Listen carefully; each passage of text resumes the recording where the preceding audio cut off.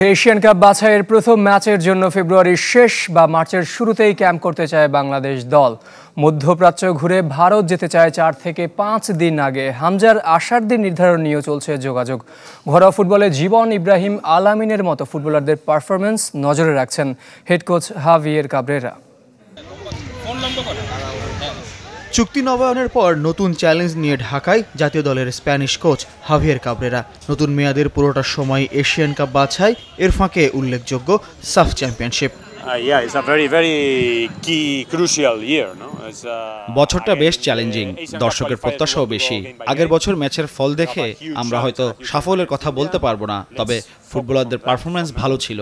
এবছর আমরা পারফরমেন্সের পাশাপাশি ফলেও পরিবর্তন আশা করছি। বছরের প্রথম ম্যাচটা খুবই গুরুত্বপূর্ণ। এখন পর্যন্ত এশিয়ান কাপ বাছাইয়ে ভারত ম্যাচটাই বাংলাদেশ দলের বছরের প্রথম মিশন। সে ম্যাচের প্রস্তুতির জন্য পরিকল্পনা সাজাচ্ছেন হেড কোচ। ম্যাচ হতে পারে ভারতের শিলংয়ে, আর আমাদের ক্যাম্প হতে পারে সৌদি আরবের তাইফে। জায়গা দুটির দূরত্ব অনেক হলেও দুই জায়গায় আবহাওয়া ও সমুদ্রপৃষ্ঠ থেকে উচ্চতার বেশ মিল আছে, তাই আশা করছি ক্যাম্পটা কার্যকরী হবে। ঘরোয়া ফুটবলে জীবন, ইব্রাহিমদের মতো সিনিয়রদের ফর্মে ফেরা কিংবা আলামিনের মতো তরুণদের পারফরমেন্স নজরে রাখছেন কাবরেরা। তিনি যে কদিন ছুটিতে ছিলেন, জাতীয় দল গড়ার জন্য সহকারী কোচের কাছ থেকে নিচ্ছেন তথ্য।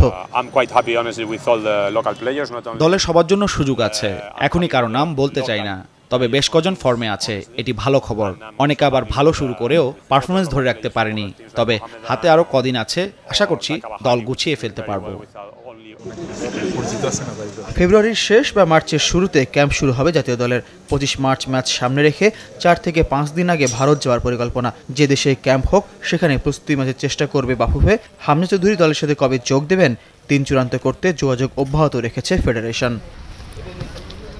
ফয়জুল ইসলাম, চ্যানেল 24, ঢাকা।